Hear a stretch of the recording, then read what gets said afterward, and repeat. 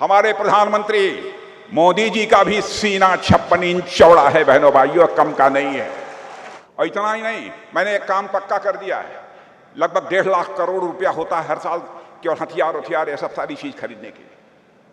पहले आपको आश्चर्य होगा कि 2018-19 में 48 से लेकर 68% तक हम दुनिया के दूसरे देशों से आयात करते थे, इंपोर्ट करते थे। यह सब सारे टैंक, हथियार, गोले, बारूद, यह सब सारा। आज आपको जानकर आश्चर्य होगा कि 3-4 वर्षों के अंदर करिश्मा हो गया बहनों भाइयों, जहां 48 से लेकर 68, 48 to 68% सामान हम बाहर से मंगवाते थे, अब उसको कम कर दिया हम लोगों ने। अब केवल 35% सामान हम दुनिया के बाहर से मंगवाते हैं।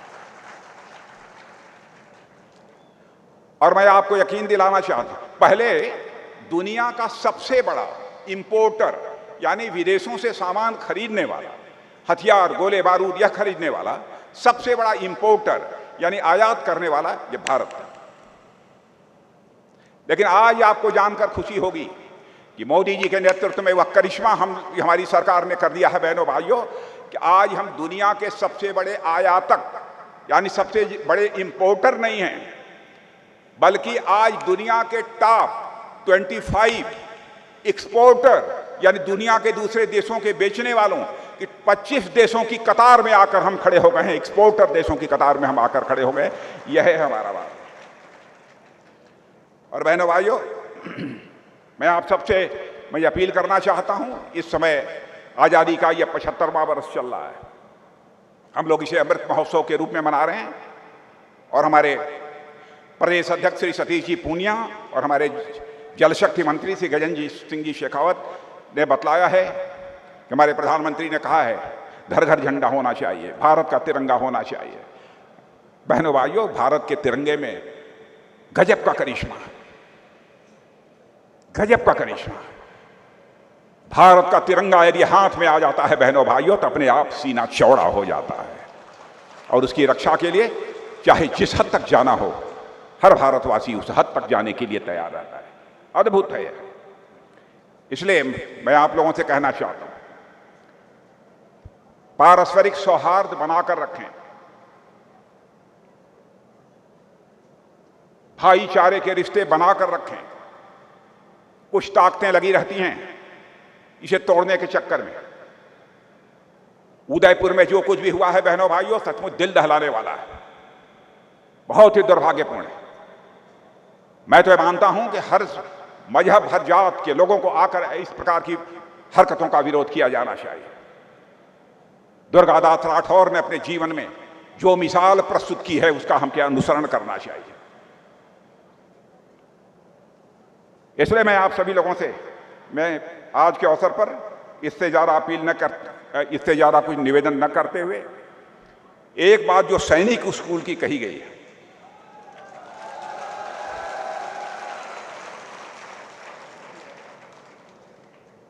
अब आप लोगों ने ताली बजा दिया, लेकिन मैं धर्म संकट में हूं।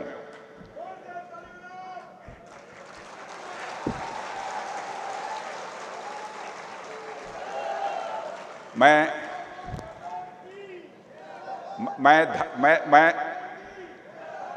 धर्म संकट में इसलिए हूं क्योंकि यह सैनिक स्कूल जो खुलते हैं वह उस राज्य सरकार को पहले प्रस्ताव भेजना होता है, फिर वो विचार उचार होता है, तब उसके बाद जाकर खुलते हैं। केवल हमारे हाथ में नहीं है, लेकिन एक रास्ता हमारे पास है।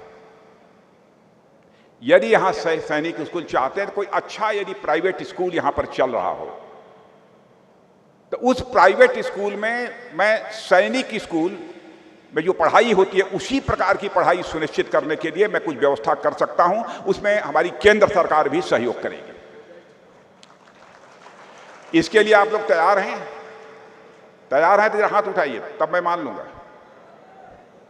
देखिए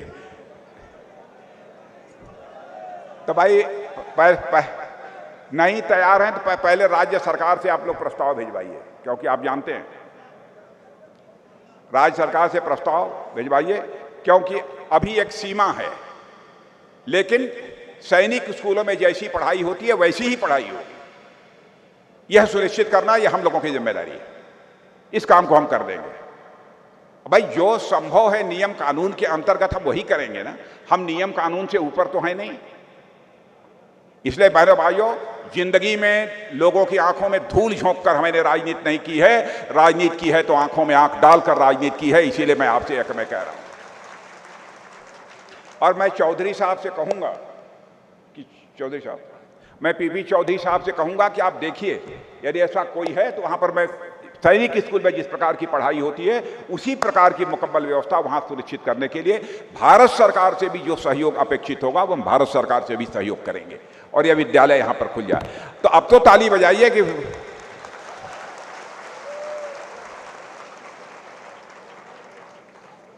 अब इस अवसर पर इससे ज्यादा कुछ न कहते हुए मैं पुनः डॉक्टर दिलीप करंजी राठौर, जा खड़े हो जाइए एक बार।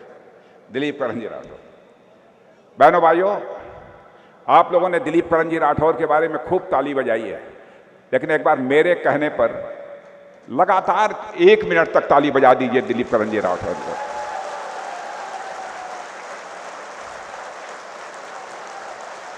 और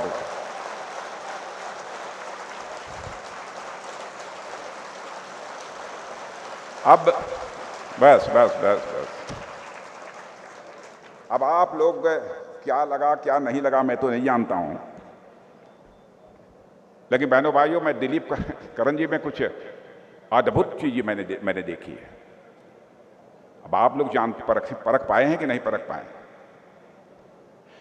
माने 37 वर्षों तक विदेश में रहने के बाद कहीं पर कोई छाप नहीं है, कोई छाप नहीं है, कोई गुरूर नहीं है, कोई घमंड नहीं है। गजब की धरती का यह करिश्मा है। को एक पुत्री और एक पुत्र यह उनके हवाले कर दिया।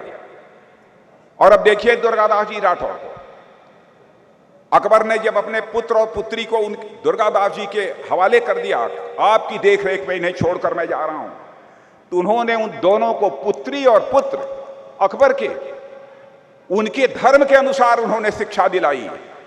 उन्होंने हिंदू धर्म की शिक्षा उनको नहीं दिलाई थी, उनके धर्म के अनुसार शिक्षा दिलाई। बहनों भाइयों, हिंदू और मुस्लिम के बीच कुछ ताकतें भेद भी पैदा करने की कोशिश करती हैं। उदयपुर जैसी घटनाएं हो जाती हैं, कितनी विडंबना।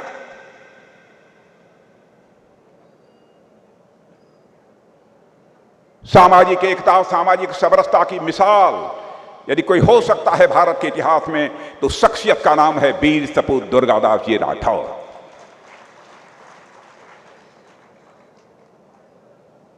मैं मित्रों, वीर दुर्गादास जी के मौलिक चरित्र को लेकर 2 बातों का यहां पर और मैं जिक्र करना चाहूंगा।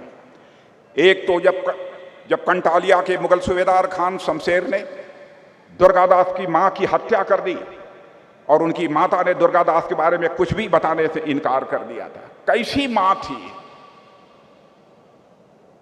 कल्पना करिए दुर्गादास जी की मां कैसी थी।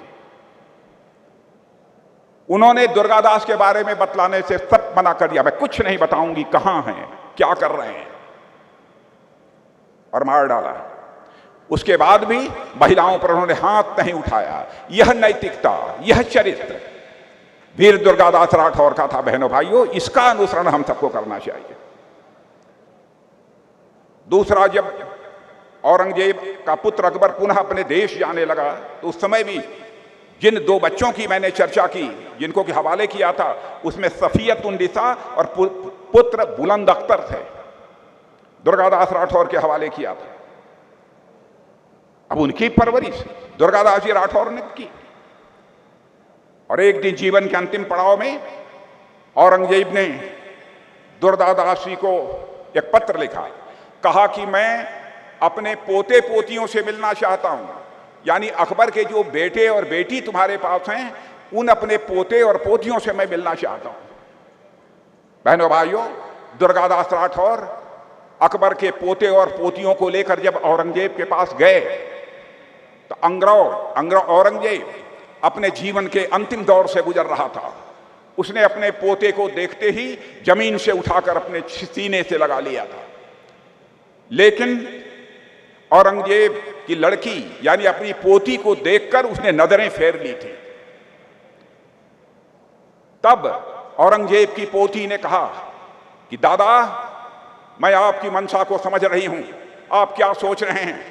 आप सोच रहे हैं कि मैं दुर्गादास जी हो जाएगा। बहनों भाइयों, यह करिश्मा हमारे सेना के जवानों ने किया। और मैं कहना चाहता हूं, हमारे प्रधानमंत्री मोदी जी का भी सीना 56 इंच चौड़ा है। बहनों भाइयों, कम का नहीं है। भारत के मान सम्मान स्वाभिमान पर कभी हम लोग आंच नहीं आने देंगे। आप यकीन रखना, पहले सुरक्षा चक्र उतना मजबूत नहीं हुआ करता था, इसीलिए कोई मारवाड़ में लड़ रहा है तो मारवाड़ में ही लड़ता था, दूसरे क्षेत्रों में नहीं जा पाता था। लेकिन आज भारत का सुरक्षा चक्र पहले से कहीं ज्यादा मजबूत है। भारत अब दुनिया के कमजोर देशों में गिना नहीं जाता है, भारत अब दुनिया के ताकतवर देशों में गिना जाता है। और आपको जानकर खुशी होगी, हमारे प्रधानमंत्री मोदी जी ने कहा कि भारत को आत्मनिर्भर बनाना चाहिए। उन्होंने कहा कि राजनाथ जी, अब बहुत सामान, सारे प्लेटफॉर्म्स, यानी टैंक हो, गोले हो, बारूद हो, मिसाइल हो, मशीन गन हो, सब दुनिया के दूसरे देशों से आता था। उन्होंने कहा क्या यह करिश्मा नहीं किया जा सकता कि वह भारत की